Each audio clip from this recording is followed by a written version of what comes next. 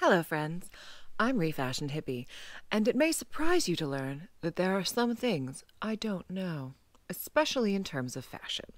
So, one of the things that I've been talking a lot about in my videos is where fashion and fetish come together. And I don't know a lot about the fetish world, so I was very fortunate that someone reached out to me who does know a lot about the fetish world. What you're going to see around me are examples of Jay Moyes' work. He goes by Fetish Artist online. I will include in the bio description all of the links to his different sites. Please check them out. Jay could not have been kinder in speaking to me about this. Just kind and educational and so nice about the fact that I know very little.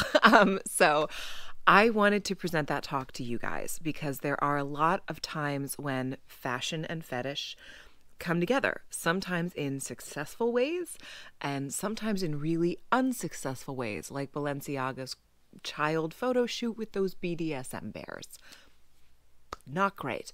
But like I said, Jay was sweet enough to sit down and talk me through just a lot of different aspects of that world. And I wanted to be able to present that topic to you guys as well, because I am not a fashion expert.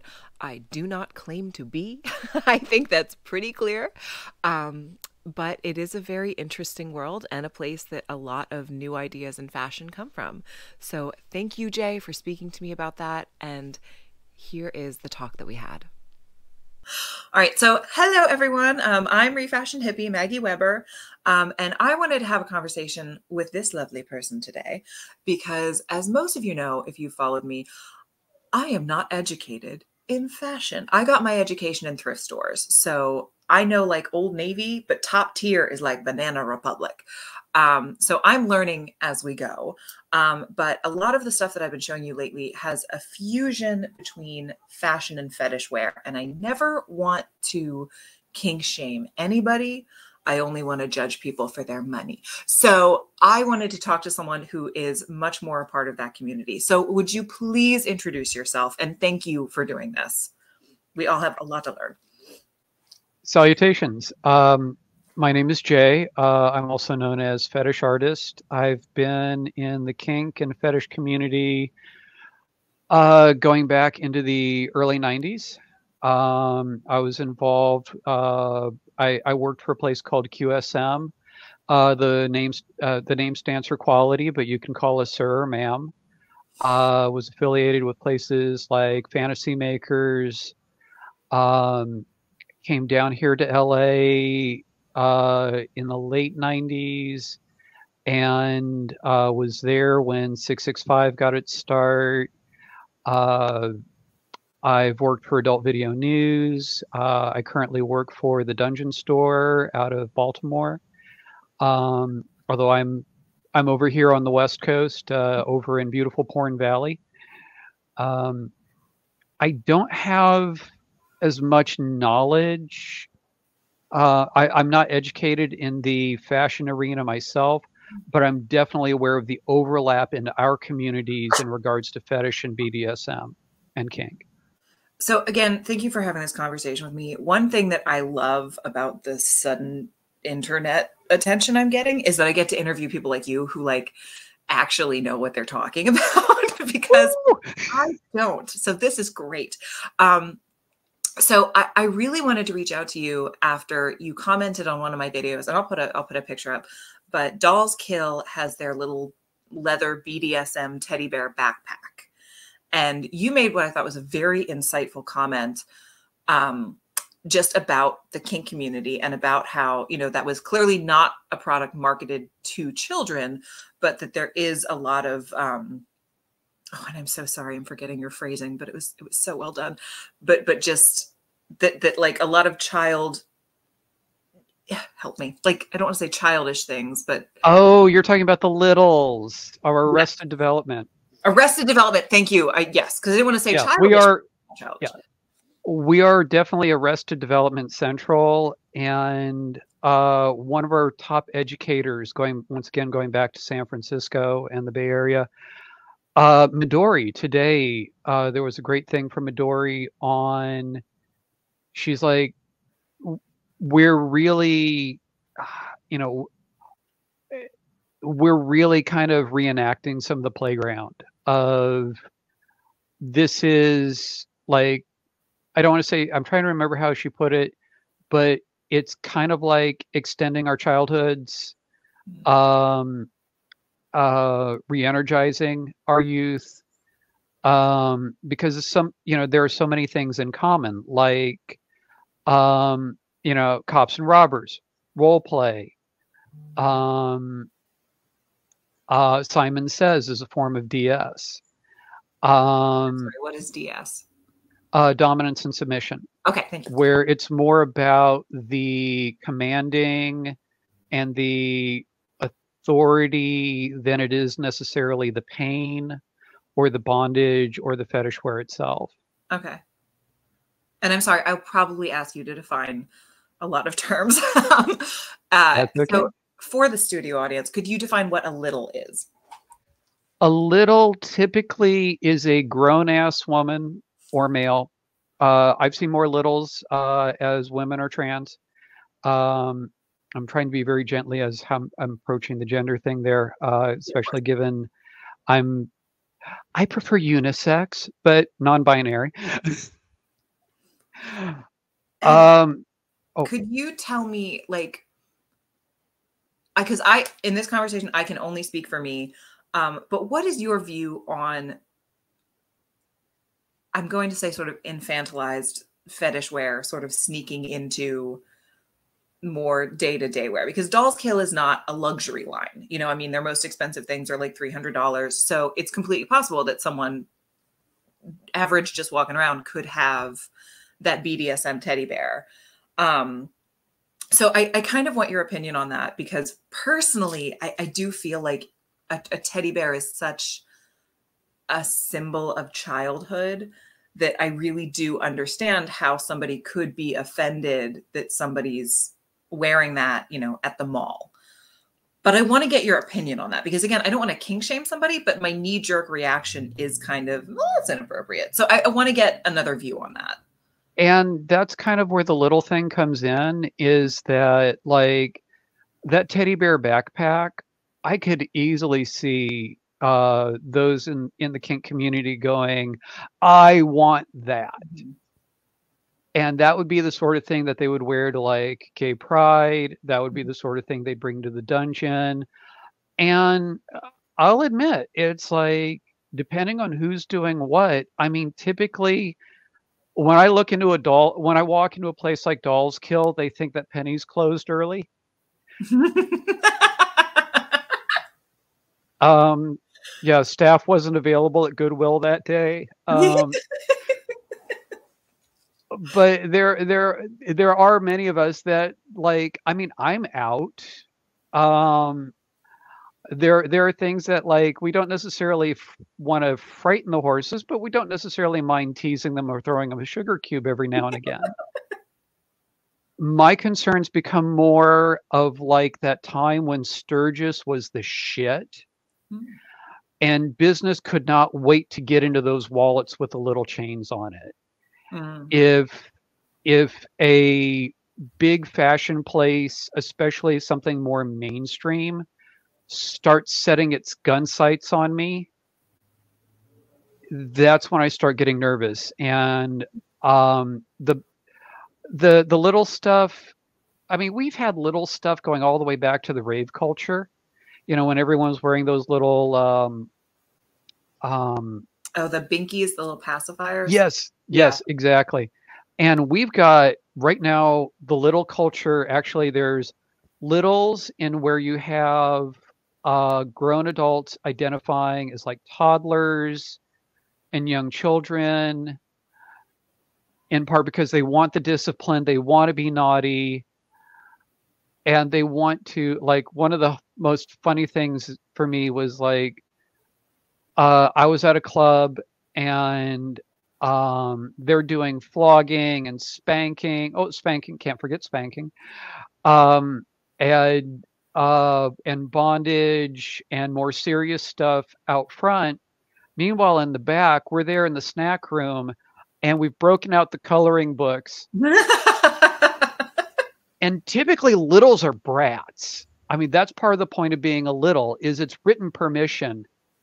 I mean, there are usually consequences, but it's written permission to be bratty. You want to be bratty because then you're going to get spanked, or then you're going to get then you're going to get disciplined. And I go stand in the corner. Oh, you get to play out things. You get to be dramatic where you might not like. We've seen the public consequences of being over dramatic in public. Mm. The whole Karen phenomenon. We're watching grown adults throwing tantrums on airplanes and public places. We're watching people cry because people are having a barbecue in the park. And so this gives a safe outlet to do this in a space where it's safe, consensual, understood. Mm. So that's the little culture. There's also kind of going back to part of the question you had there, especially in the gay male community right now, there's what is known as ABDL, which I think is adult baby diaper little or something like that. Okay. And there are guys that like they're walking around wearing like diapers for grown-ups. And that is completely not my thing. I look at that and I'm like, part of my trip in BDSM has been about growth. It's while I am in a certain point of arrested development, it has been to develop, move forward, mature. Very early on in my in my experiences, um, for me it was about service was about service. It was about growing. It was about doing things for others. Mhm. Um, and that actually led to a lot of serious progress in terms of being a grown up, going into business, helping others. Um, it became not just a part of my fetish, but serving the community, helping people out there in need. Um, and to kind of catch on that, going a really good illustration of this is if you've ever read Venus in Furs, where we get the term masochist. It's really about elitism, and the protagonist fails because he's an elitist person, and like he's being forced. He's sexually compelled to serve, but he's lousy at it. He hates it. He despises it. He's among the hoi polloi, the proletariat, when as a servant, a servant, or I'll go so far as, these guys with the fantasies of being a total slave. Mm. He's there with among his brethren serving. And this should be a growth moment of like, I'm there. I'm actually doing good. I'm being productive. And instead, he just wants to be upstairs getting flogged by a wealthy woman. So honestly, that's part of what I wanted to talk to you about. Again, I really don't know anything about the kink community, so I'm sorry if I'm not asking, good questions, but I do. It's all good.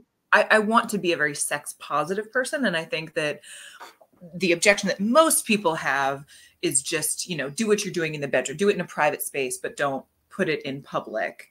So that's my question of when it intersects with fashion, because I'm absolutely a person that believes that whatever your kink is, whatever, as long as you have a safe and healthy environment in which to play with that, in which to act that out, it can be very important for personal growth, for growth in your relationship, and especially just for honesty in your relationship, because no matter who you're with or what the situation is, you should be able and safe to express, I want this, I don't want this, I want to try this, you know, and to communicate that with your partner or partners. I think that is at the core of any good relationship.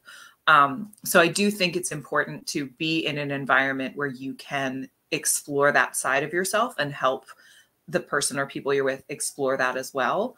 But I do want to get your opinion. Do you feel, I guess my question is, do you feel that something is taken from the kink community when it becomes merchandise for Balenciaga? Is kind of my question. Or do you think that that can be a good and healthy expression? I definitely get that. And it's not the first time I've noticed it. Like the thing that really just stabbed me right in the heart was I'd been watching the TV show Sex and the City. I loved the TV show Sex and the City. And then Candace Bushnell, basically in the first copy of Sex and the City, I remember she classifies BDSM as New Jersey trailer trash. And yeah, that's the vibe I get when someone like Balenciaga starts stepping into the picture of, well, this is ours now. You can't have it because you're poor. And it's like, whoa, at least Vivienne Westwood had boots on the ground in the street. Part of that cult, it's like when I heard that Vivienne Westwood got her start in a sex shop, I thought like toys and pornography. I didn't know it was literally called sex. Her shop was literally called Sex Shop. But what she was looking at that transition of the young that was picking up on, part of it was they were picking up on the local Leatherman stuff, the local kink and fetish stuff that was kind of underground and in the back rooms. Mm-hmm. And the punks were wearing it to frighten the horses, but the punks were also wearing it in self-defense. That was body armor. Mm. There's a reason why chains are on it. A lot of the late 80s, 90s industrial and punk wear.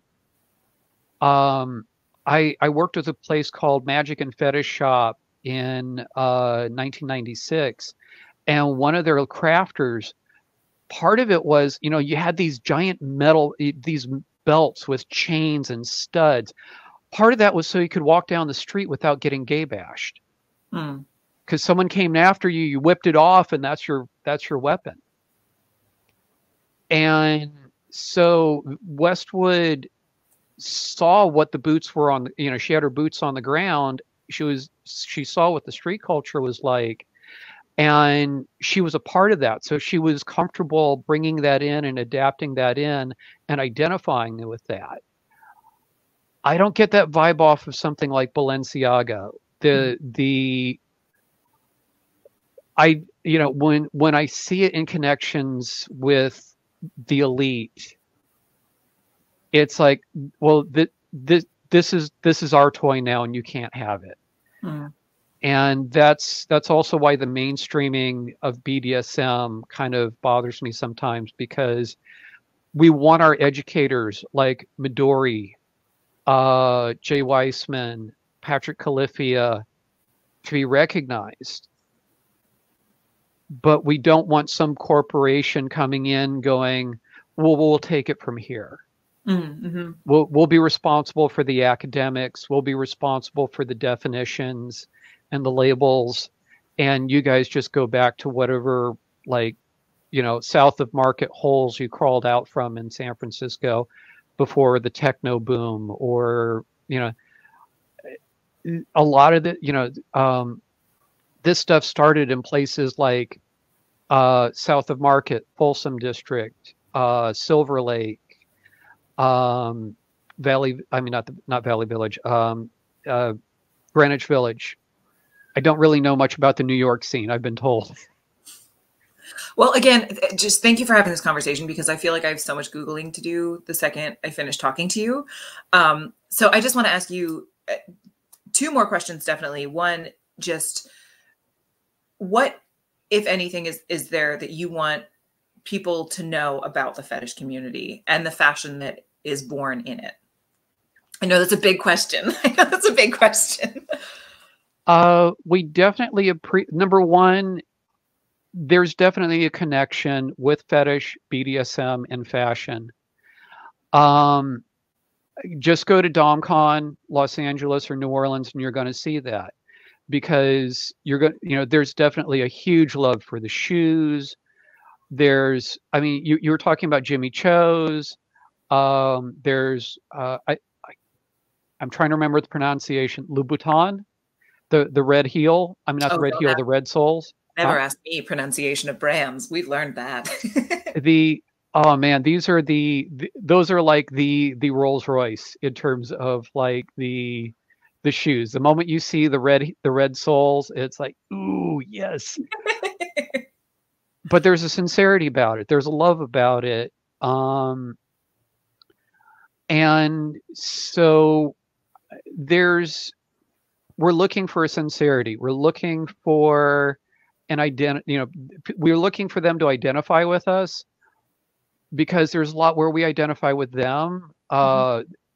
Remember that, like, go back to the 70s and 80s, some of the bondage gear is being created by some of these same places that are making leather goods. Mm-hmm.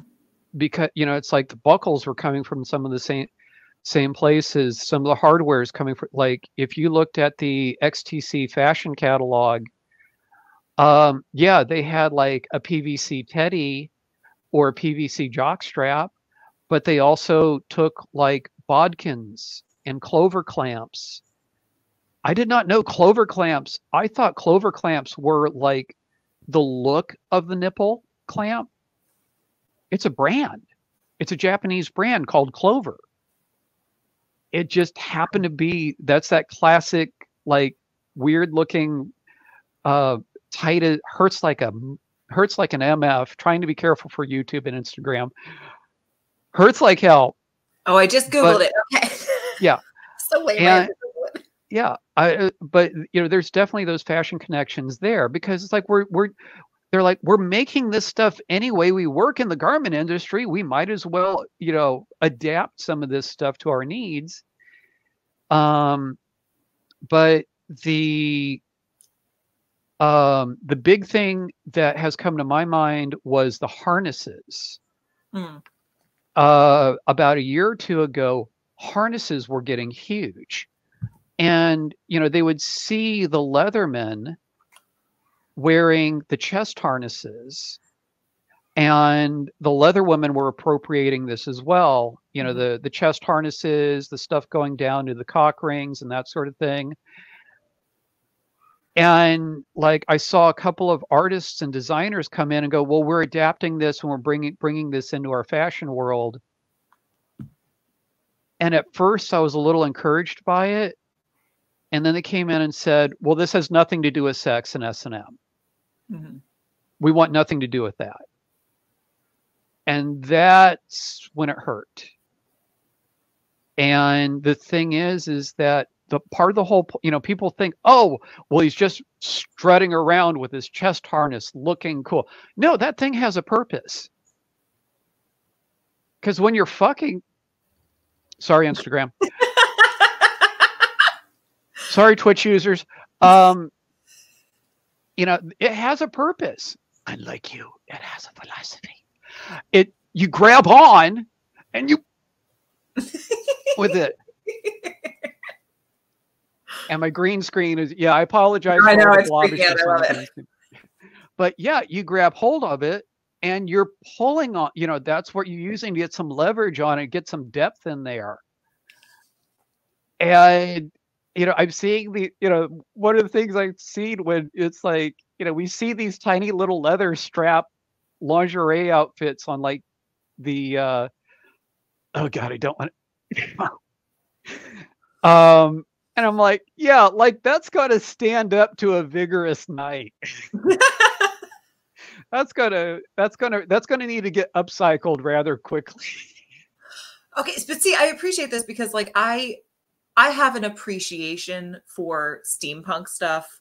I could Oh never make yeah. it myself. I don't have the attention to detail, but it's kind of the same thing where it's like the people who are really into steampunk, it's like you can't just glue some gears on something and say it's steampunk. Like it all has to be purposeful. And I'll be honest, I never really thought of fetish wear that way, that it is purposeful. So it's interesting to have that perspective on it, which does kind of lead me to my second question, and that is, are there any companies or any individual designers that you know that you feel are doing a good job of incorporating, I guess, fetish aspects into their designs, but in a respectful way? Okay, I I don't want to hand Rick Owens a trophy for this, but and I don't know as much about him as I should. Um, but the thing is, I worked briefly with Antebellum Gallery in Hollywood before it closed, and that was run by a photographer named Rick Castro. And Rick has been involved in the S&M scene for decades. And he's a stylist and photographer for Rick Owens. Mhm. And so, I was kind of like, and there would be people like Rick Castro would actually host tea at the gallery, and his friends would come in, and like Castro would wear Rick Owens. Some of his buddies would be wearing Rick Owens, and there I am in my cowboy boots and jeans. But the thing is that I'm like, okay, why is it? Like I knew there was one guy who was like, I only wear Rick Owens. But part of the vibe I'm getting, kind of going back to that Vivian Westwood thing, is despite the fact that Owens tends to be out there, Mhm. um, he has had boots on the ground. He has been a part of that scene as far as I'm aware of, especially knowing Rick Castro. And so, like, actually, one of the funny thoughts I had is like, if you've got the money for Balenciaga or one of these, like the oh gosh, the dumpster fire you showed on the other day, it's like, it's like, what's your sponsor? Yes. Yeah. Or when the plane loses your luggage and you have to stitch together what's left in the closet. Um, you know, go find yourself a used leather jacket from Rick Owens.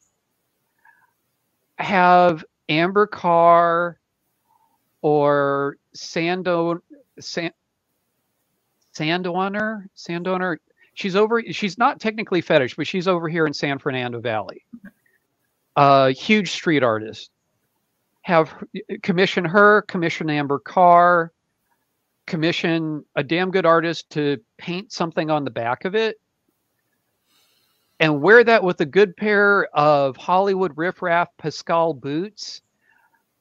And I think you can stir up some good shit on your own. You probably don't even need to wear pants, just like some fishnets and a jock strap, or you know, some leather shorts. I think you're going to get some attention, and probably definitely some thumbs up on the leather side. So just really quick, because I'm sorry. Like I said, we got to my parents' house way late and I realized I didn't have my charger. So if I suddenly leave for some reason, it's completely my fault and I apologize. But that's my phone number. I do want to get some information for you after the show, including like what you would like to be listed as. You're Sure. different if you have like a link tree or where people can find you. Um, so if I suddenly leave, that's why, and I do apologize. Like I said, a disaster every show. Um, but the last thing I want to ask you is just, can you talk a little bit about your work? And I see one of them behind you, but can you just tell us a little bit Can about what I? you Oh gosh, where do I begin?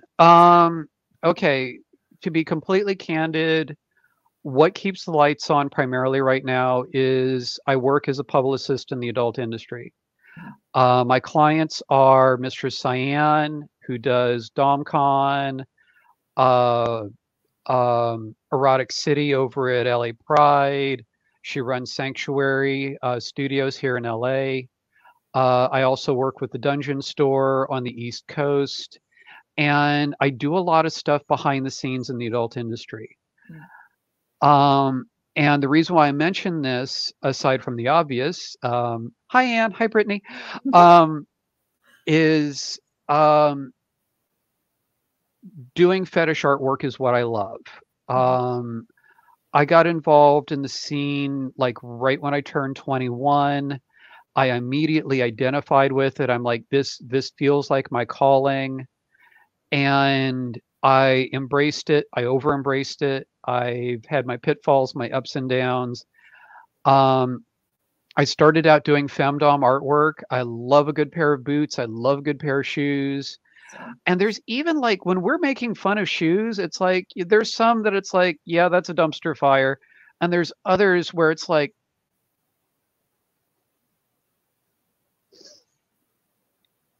could I fix that? I don't want to be the snarky one from like the drag race of like, oh darling, no, it's total, it's off by just a little bit, it's totally wrong. But there's like, that's why, like, it was like shoes with tails. Hold my beer. Yes, I've I have got to say, I have a lot of opinions about shoes with tails, but you made one that I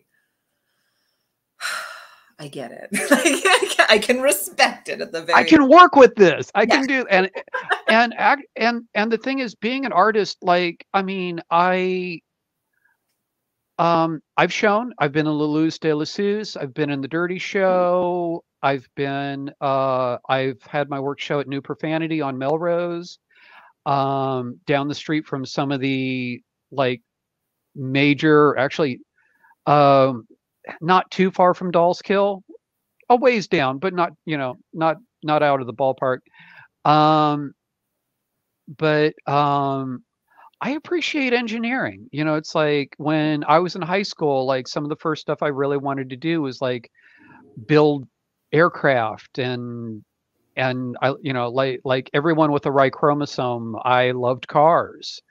Um, and for me, fetish is an amplification. Academically, we know fetish is something you can't be gratified without. But for me, a lot of fetish is about, when we get out of academics, a lot of fetish is about amplification of the experience. What just makes our heart really, really sing, and what kicks it up a notch. And that's where I like when I'm doing artwork, it's like, yes, there'll be dominatrixes, leathermen, harnesses, strap-ons, but that's why I also like to incorporate a lot of sci-fi, Mm. hot rod symbolism, motorcycles, because there's a lot of, it's like these, especially like when you were up in San Francisco, these cultures overlapped. There was a reason why the biker culture was involved, the biker culture, the Ren Fair culture, the sci-fi culture and fandom culture. There's a lot of identity there. We all see, we can see where the crossover is. We can see the appeal. Okay, thank you. No, I really appreciate that. And for anybody watching, you can find links to Jay's stuff down in the comment section, or the description of the. I don't know anything. We all know that. We'll I come up really, with something. If YouTube and Instagram won't let us, we'll come up with something. You can either like come through my profile, but sorry, let me phrase it. You can enter through my profile, like on Instagram, YouTube, that sort of thing. We'll put some of the connections up there, and even if YouTube doesn't like my website, we can find a way to make something work. Okay. Well, thank you again so much for doing this.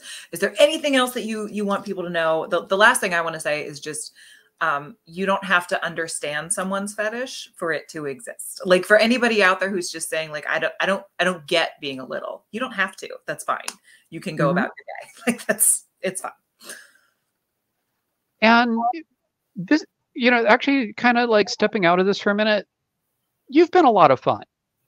Like Oh, thanks. the I don't want some of this stuff to turn into we're just going to dogpile on anything fashion, but like this is, yeah, I'm a big believer that you have to have a sense of humor to be in BDSM and fetish. Mm-hmm. You know, the moment like there's a flogging going on and you start hearing like Jimmy and Tammy sitting in the tree, KISSI, we have a sense of humor. And so it is great to like look at some of this stuff and be able to laugh and be able to go, you know, oh my God. Um, we also should be able to revel in some of the extremes. You Mm. know, it's like uh, anytime you go to an extreme edge on something, it's worthy of humor. You know what? That's such a good point because like all I do is make fun of fashion I don't understand. That's a very fair criticism. But I also, I mean, I don't want to be like a thief of joy. I don't want to just like destroy fun. Oh, some of this shit is funny. Oh, a lot of this shit is fucking funny.